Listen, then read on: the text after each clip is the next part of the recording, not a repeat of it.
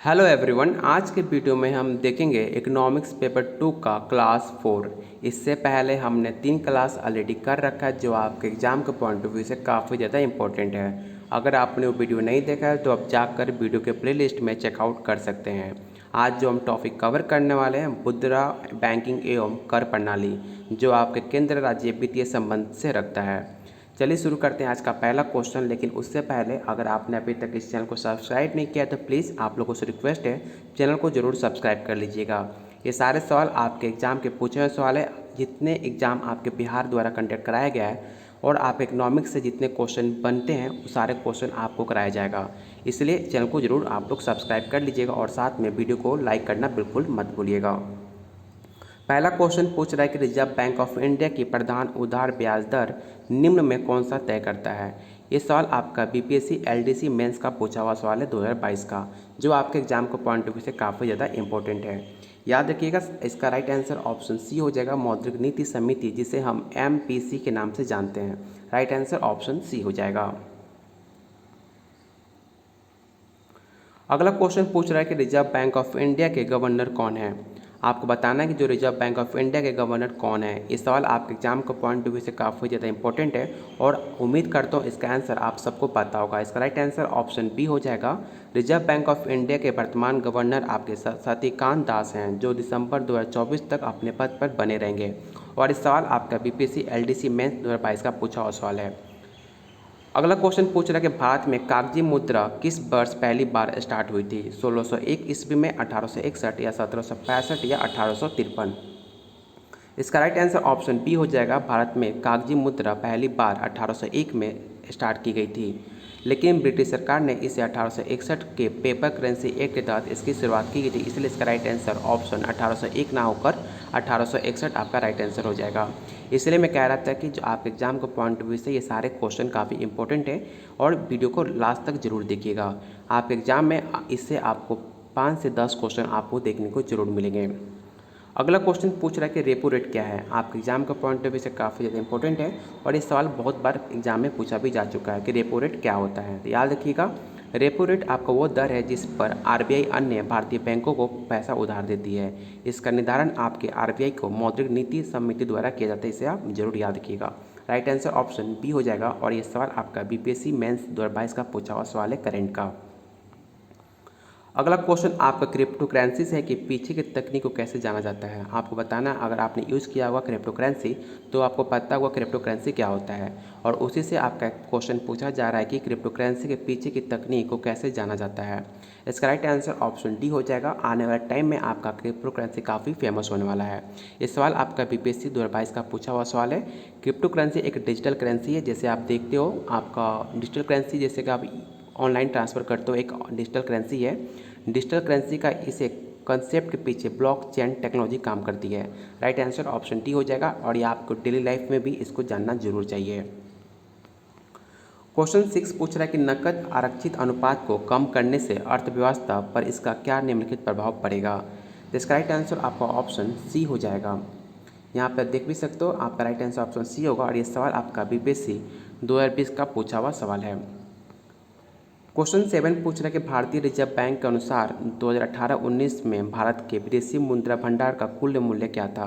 ये सवाल आप एग्जाम को पॉइंट में से काफ़ी ज़्यादा इंपॉर्टेंट है। ये सवाल आपके हर साल ऐसे एग्जाम पूछे जाते हैं, क्योंकि जो आपका रिजर्व बैंक का जो भंडार है, विदेशी मुद्रा भंडार, वो हमेशा हर साल बढ़ते रहता है, घटते रहता है। इसलिए आपका इसका करेंट जो वैल्यू होता है उसे आप जरूर याद रखिएगा। फिलहाल आपके 18-19 का पूछा गया तो 18-19 में आपका राइट आंसर ऑप्शन डी हो जाएगा। अगला क्वेश्चन है 15 वित्त आयोग की सिफारिश पर केंद्रीय करों के विभाज्य पूल में बिहार का कितना हिस्सा था। ये सवाल आपके एग्जाम का पॉइंट ऑफ व्यू से काफ़ी ज़्यादा इंपॉर्टेंट है। याद रखिएगा, केंद्रीय मंत्रिमंडल में 22 नवंबर 2017 को 15 वित्त आयोग के गठन को मंजूरी प्रदान की गई थी और 27 नवंबर 2017 को एनके सिंह के 15 वित्त आयोग का गठन का आदेश नियुक्त किया गया था। इससे राइट आंसर ऑप्शन ए हो जाएगा। बिहार का प्रति व्यक्ति शुद्ध राज्य घरेलू उत्पाद स्थिर कीमतों पर देश की तुलना में कम है। वर्ष 18-19 में ये क्या था। राष्ट्रीय औसत का 75%, या ऑप्शन बी है राष्ट्रीय औसत का 60%, या ऑप्शन सी है 50% या 33%। इसका राइट आंसर ऑप्शन डी हो जाएगा। बिहार का प्रति व्यक्ति शुद्ध राज्य घरेलू उत्पाद स्थिर कीमतों के देशों की तुलना में 18-19 में राष्ट्रीय औसत का 33% था। इसे आप जरूर याद रखिएगा। भारत में राजस्व घाटे से क्या तात्पर्य है? इसका राइट आंसर आपका ऑप्शन बी हो जाएगा। भारत सरकार को अपने उन व्ययों को वित्त पोषण के लिए उधार लेने की आवश्यकता है जो पूंजीगत परिसंपत्तियों को निर्माण वो नहीं कर पाते हैं। इस सवाल आपका 2020 का पूछा हुआ सवाल है बीपीएससी द्वारा, और आपके एग्जाम में पूछने के चांसेस भी बहुत ज़्यादा है। भारत के केंद्रीय बजट में संस्थागत कृषि खात का प्रभाव बढ़ाने के लिए 2020-21 के लिए क्या साख लक्ष्य रखा गया है? 10 लाख करोड़ का, या 13.5 लाख करोड़, या 15, या 16 लाख करोड़? इसका राइट आंसर आपका ऑप्शन डी हो जाएगा। आर्थिक समीक्षा 2021 के अनुसार वर्ष 21 में भारत सरकार द्वारा बजट 15 लाख करोड़ रुपये कृषि ऋण वितरित करने का लक्ष्य रखा गया। इसे आप जरूर याद रखिएगा। निम्न में भारत का कौन सा व्यापारिक बैंक विश्व बैंक के शीर्ष 100 बैंकों में शामिल है? ये सवाल आपके एग्जाम के पॉइंट ऑफ व्यू से काफ़ी ज़्यादा इंपॉर्टेंट है। आपको बताना है कि विश्व में 100 टॉप लिस्ट बैंक में कौन सा आपका इंडियन बैंक शामिल है। इसका राइट आंसर आपका ऑप्शन बी हो जाएगा, भारतीय स्टेट बैंक।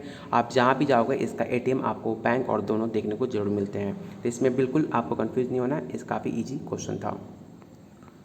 अगला क्वेश्चन पूछ रहा है कि भारत सरकार ने 2021 के बजट में एक नई योजना निर्विक घोषित की है। अर्थव्यवस्था का निम्न में कौन सा क्षेत्र इस योजना से लाभान्वित होगा? तो इसका राइट आंसर आपका ऑप्शन डी हो जाएगा, निर्यात क्षेत्र आपका राइट आंसर होगा, ऑप्शन डी। वित्तीय वर्ष 18-19 में कुल विदेशी मुद्रा प्राचित भंडार है। इसका राइट आंसर ऑप्शन आपका डी हो जाएगा, और यह सवाल आपका बीपीएससी 2019 का पूछा हुआ सवाल है। निम्नलिखित में कौन सा प्रत्यक्ष वित्त का स्रोत नहीं माना जाता है? नाबार्ड, क्षेत्रीय ग्रामीण बैंक, या भारतीय स्टेट बैंक, या ऑप्शन डी है इलाहाबाद बैंक? जिसका राइट आंसर आपका ऑप्शन डी ई हो जाएगा, क्योंकि पूर्व में नाबार्ड प्रत्यक्ष वित्त का स्रोत नहीं हुआ करता था, परंतु वर्तमान में बड़े परियोजनाओं जैसे गोदाम, कोल्ड स्टोरेज और कोल्ड चिल्ड इंफ्रास्ट्रक्चर का प्रत्यक्ष ऋण की सुविधा प्रदान कर रहा है। इसलिए इसका राइट आंसर ऑप्शन ई हो जाएगा, उपरोक्त में से एक से अधिक। वर्तमान में भारतीय रिजर्व बैंक का गवर्नर कौन है? अभी हमने पढ़ा भी था कि वर्तमान में भारतीय रिजर्व बैंक के गवर्नर कौन है। तो इसका राइट आंसर आपका ऑप्शन ई हो जाएगा, क्योंकि ऑप्शन इसमें गलत दिया गया है, तो उपयुक्त में से कोई नहीं, आपका राइट आंसर हो जाएगा ऑप्शन ई। अगला क्वेश्चन है, भारत में कृषि पूर्ण वित्त प्रदान करने के लिए शिखर स्तर के बैंकों का क्या नाम है?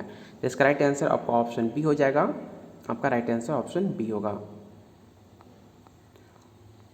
14वें वित्त आयोग के अनुसार विभाजन योग्य शुद्ध केंद्रीय राजस्व कर राज्यों का कितनी प्रतिशत भाग है? 32%, या 35%, या 40%, या 42%? इसका राइट आंसर आपका ऑप्शन डी हो जाएगा। क्वेश्चन 19 पूछ रहा है कि भारतीय रिजर्व बैंक का वर्तमान गवर्नर कौन है? इस सवाल आपका राइट आंसर ऑप्शन डी होगा, क्योंकि ये सवाल आपका पहले का पूछा हुआ सवाल है, उसके हिसाब से इसका राइट आंसर उर्जित पटेल होगा। लेकिन करंट की बात की जाए तो आपके शशिकांत दास आपके भारतीय रिजर्व बैंक के वर्तमान गवर्नर है। इसे आप जरूर याद रखिएगा। यहाँ पे आप देख भी सकते हो कि प्रश्न विधि में आरबीआई के गवर्नर आपके उर्जित पटेल थे। वर्तमान में शक्तिकांत दास आपके आरबीआई के 25वें गवर्नर हैं। इसे भी याद रखिए, 25वें आपसे पूछा भी जा सकता है कि जो आपके वर्तमान में आरबीआई गवर्नर है वो कौन से गवर्नर है, मतलब 25वें गवर्नर है। ऐसे आप जरूर याद रखिएगा। और आरबीआई की स्थापना 1935 में हुई थी, इसे भी आप याद रखिएगा। अगला क्वेश्चन पूछ रहा है कि गुल्लक बच्चा बैंक कहाँ पर है? आपको बताना है कि गुल्लक बच्चा बैंक, आपने शायद नाम भी नहीं सुना होगा कि गुल्लक बच्चा बैंक कहाँ पर है। इसका राइट आंसर आपका ऑप्शन बी हो जाएगा, पटना में आपको देखने को मिलता है, जो आपने बिहार में है गुल्लक बच्चा बैंक। आज गूगल पे आप सर्च कर कीजिएगा कि गुल्लक बच्चा बैंक क्या होता है और इसका क्या कार्य है। ऑप्शन बी आपका राइट आंसर होगा। अगला क्वेश्चन पूछ रहा है कि निम्न में कौन सा बॉन्ड द्वारा भारतीय संस्था विदेशी बाजारों से विदेशी मुद्रा के बजाय रुपये में पैसा जुटा सकते हैं? तो इसका राइट आंसर ऑप्शन बी हो जाएगा, मसाला बॉन्ड। अगर आपने इकोनॉमिक्स में पढ़ी होगी बॉन्ड के बारे में तो आपको पता होगा कि मसाला बॉन्ड क्या होता है। राइट आंसर ऑप्शन बी होगा।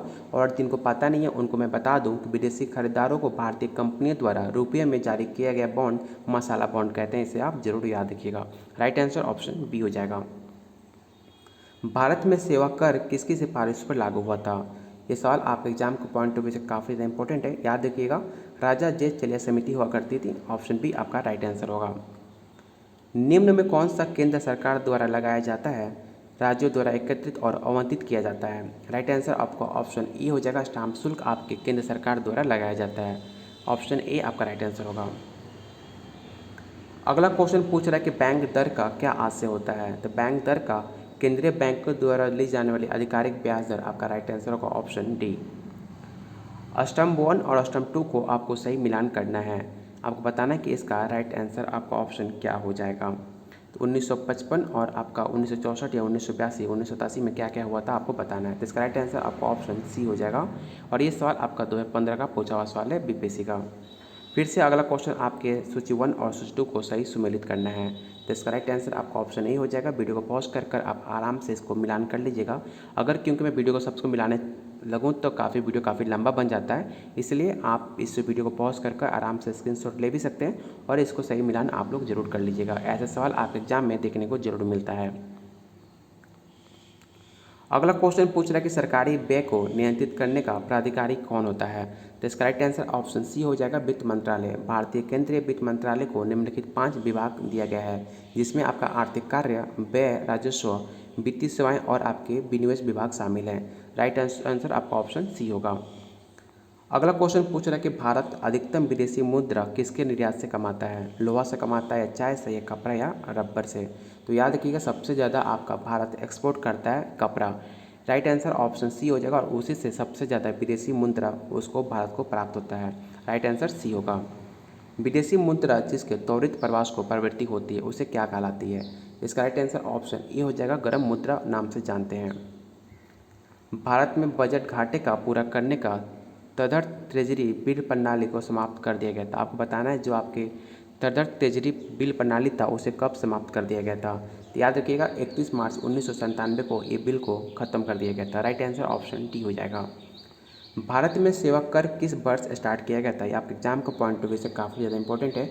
और याद रखिएगा भारत में सेवा कर चलिया समिति की संस्तुति पर 1994 और 95 पर लागू किया गया था। राइट आंसर ऑप्शन ए हो जाएगा, जिसे हम जीएसटी में इसे शामिल कर दिया गया है। अगला क्वेश्चन 32 पूछ रहा है कि रुपये को परिवर्तनीयता का क्या तात्पर्य है। तो इसका राइट आंसर आपका ऑप्शन बी हो जाएगा। ये सवाल आपका बीपीएससी 2015 का पूछा हुआ सवाल है। केंद्रीय सरकार को निम्नलिखित महत्वपूर्ण कर राजस्व को स्रोत पर विचार करना है। तो इसका राइट आंसर आपका ऑप्शन ए हो जाएगा। निम्नलिखित कथनों पर विचार कीजिए, उपरोक्त में कौन सा कथन आपको गलत है आपको बताना है। तो याद रखिएगा इसमें दोनों कथन आपका बिल्कुल गलत है, क्योंकि बैंक दर वो ब्याज दर है जो भारतीय रिजर्व बैंक अपने ग्राहकों को उनके अल्पकालिक उधार पर लेता है। ये कथन आपका बिल्कुल गलत है, ऐसा कुछ नहीं होता है। और रेपो दर वो ब्याज दर है जो भारतीय रिजर्व बैंक अपने ग्राहकों को उनके दीर्घकालिक उधार पर लेता है। ये भी कथन आपका बिल्कुल गलत है और आपसे गलत पूछा गया तो इसका राइट आंसर ऑप्शन डी हो जाएगा। अगला क्वेश्चन पूछ रहा है कि संशोधित मूल्य वर्धित कर कौन किससे संबंध है। बिक्री कर से, या धन कर से, या आय कर, या ऑप्शन डी या उत्पाद शुल्क। इसका राइट आंसर आपका ऑप्शन ए हो जाएगा, बिक्री कर। अगला क्वेश्चन पूछ रहा है कि भारतीय जीवन बीमा निगम की स्थापना कब हुई थी। आपके एग्जाम का पॉइंट ऑफ व्यू से और बहुत बार ये क्वेश्चन रिपीटेड पूछा भी जा चुका है कि जो आपका LIC है उसकी स्थापना कब हुई थी। तो याद रखिएगा 19 जनवरी 1956 को केंद्र सरकार ने उन समस्त 245 भारतीय तथा विदेशी बीमा कंपनियों को अपने अधिकार में ले लिया था और इसे 1 सितंबर 1956 को इनका राष्ट्रीयकरण भी कर दिया था। इसका राइट आंसर ऑप्शन ए हो जाएगा 1956, और इसे याद रखिएगा ऑप्शन ए आपका राइट आंसर होगा। अगला क्वेश्चन है, नई मुद्रा यूरो किस वर्ष स्टार्ट की गई थी। तो इसका राइट आंसर ऑप्शन डी हो जाएगा 1999 में। यूरो मुद्रा को सर्वप्रथम 1 जनवरी 1999 को स्टार्ट किया गया था, परंतु 1 जनवरी 2002 को इसे यूरोपीय संघ ने 12 सदस्यीय देशों में प्रारंभिक तौर पर मान्यता प्रदान की थी। इसे भी आप जरूर याद रखिएगा। 1 रुपये के नोट पर किसका साइन होता है। ये सवाल बहुत बार एग्जाम में पूछा भी जा चुका है और बहुत बच्चे इसे गलती भी कर देते हैं। इसका right answer option B tick out कर देते हैं, लेकिन इसका राइट आंसर ऑप्शन ए हो जाएगा। वित्त मंत्रालय का सचिव जो होता है उसका साइन होता है 1 रुपये के नोट पर। बहुत बच्चे 1 रुपये का नोट देखते भी नहीं है, क्योंकि बहुत जल्द आजकल उसका प्रचलन काफ़ी कम हो गया है। 1 रुपये का नोट जल्दी आता भी नहीं है। राइट आंसर ऑप्शन ए हो जाएगा। अगला क्वेश्चन है, यदि भारतीय रिजर्व बैंक द्वारा नकद कोष अनुपात CRR को कमी की जाती है तो इसका साख सृजन पर क्या प्रभाव पड़ेगा। तो याद रखिएगा नकद कोष अनुपात में कमी का परिणाम यह होता है कि बैंकों के पास नकद कोष में वृद्धि हो जाती है। राइट आंसर ऑप्शन ए हो जाएगा। अगला क्वेश्चन पूछ रहा है कि निम्नलिखित में कौन सा एक राजकोषीय नीति का उपकरण नहीं माना जाता है। तो इसका राइट आंसर ऑप्शन सी हो जाएगा, ब्याज दर। निम्नलिखित प्रत्यक्ष करों में किस कर को सरकार को अधिकतम राजस्व की प्राप्ति होती है। आपको बताना है कि सरकार को किस टैक्स से सबसे ज़्यादा अधिकतम राजस्व की प्राप्ति होती है। और ये सवाल आपके एग्जाम का पॉइंट ऑफ व्यू से काफ़ी ज़्यादा इंपॉर्टेंट है। इसका राइट आंसर ऑप्शन ए हो जाएगा, निगम कर से सबसे ज़्यादा जो आपके डायरेक्ट टैक्स होते हैं उनसे सबसे ज़्यादा सरकार को अधिक आपका राजस्व प्राप्ति होती है। भारत में चालू मूल्य पर प्रति व्यक्ति न्यूनतम वाला आय क्या है? भारत में चालू मूल्यों पर प्रति व्यक्ति न्यूनतम आय वाला राज्य कौन है? आपको बताना है। आपके एग्जाम का पॉइंट ऑफ व्यू से काफ़ी ज़्यादा इंपॉर्टेंट है और काफ़ी शर्म की बात है कि बिहार के प्रति व्यक्ति आय वर्ष 2002-03 के अनुसार 6,015 रुपये थी, जो राजस्व में सबसे कम है। तो राइट आंसर ऑप्शन ए हो जाएगा। बिल्कुल ये गलत बात है, बिहार में इतने कम मतलब न्यूनतम आयु वाला कि आप सोच भी नहीं सकते हो। राइट आंसर ऑप्शन ए हो जाएगा। अगला क्वेश्चन है, निम्न में कौन सा दो परोक्ष कर है? आपको बताना है कि निम्न में कौन सा दो एक आपका परोक्ष कर है। इसका राइट आंसर ऑप्शन सी हो जाएगा, बिक्री कर और उत्पादन शुल्क आपका राइट आंसर होगा। और ये सवाल आपका बीपीएससी प्री 2002 का पूछा हुआ सवाल है। आज का लास्ट क्वेश्चन रहेगा, रुपये का अंतिम बार अवमूल्यन किया गया था। आपको बताना है कि लास्ट टाइम कब रुपये को अंतिम बार अवमूल्यन किया गया था। इसका राइट आंसर 1991 हो जाएगा, जुलाई में। अवमूल्यन से तात्पर्य देश का मौद्रिक इकाई का मूल्य विदेशी मुद्रा के सापेक्ष जानबूझकर कम करने से है। राइट आंसर ऑप्शन ए हो जाएगा। उम्मीद करता हूँ आज की वीडियो आपको पसंद आई होगी। अगर वीडियो पसंद आई हो तो प्लीज़ वीडियो को लाइक कीजिए और अपने दोस्तों के साथ शेयर कीजिए वीडियो को। अगर आपने अभी तक इस चैनल को सब्सक्राइब नहीं किया तो प्लीज़ जाइए चैनल को सब्सक्राइब कीजिए और बेल आइकन का प्रेस करना बिल्कुल मत भूलिएगा। आप लोग के लिए इतनी मेहनत की जा रही है तो आप लोग को फर्ज बनता है वीडियो को लाइक करना और शेयर करना, जिससे मुझे मोटिवेशन मिलेगा कि आपको वीडियो पसंद आ रही है और आप लोग के लिए और ज़्यादा टॉपिक वाइज प्रैक्टिस सेट कराया जाएगा, जो आपके एग्जाम के पॉइंट ऑफ व्यू से काफ़ी ज़्यादा इंपॉर्टेंट है। उम्मीद कीजिए इस पर अगर आप ये वीडियो पूरा देखते हो, इसमें से आपको मैक्सिमम क्वेश्चन आप एग्जाम में ज़रूर देखने को मिलेंगे अगर आप मेरा पूरा वीडियो देख लेते हो तो। जो आपके जितने बिहार में जितने एग्ज़ाम हो चुके हैं सारे क्वेश्चन आपको कराया जा रहा है और एग्ज़ाम में देखने को ज़रूर मिलेंगे। चलिए बहुत जल्द मिलते हैं अगले क्लास में।